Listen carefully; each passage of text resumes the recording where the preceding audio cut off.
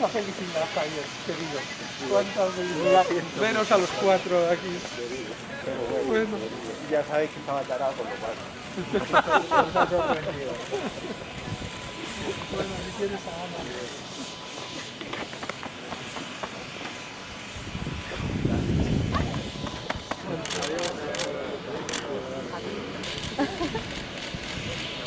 Mónica, ¿te puedes poner un momentito, por favor?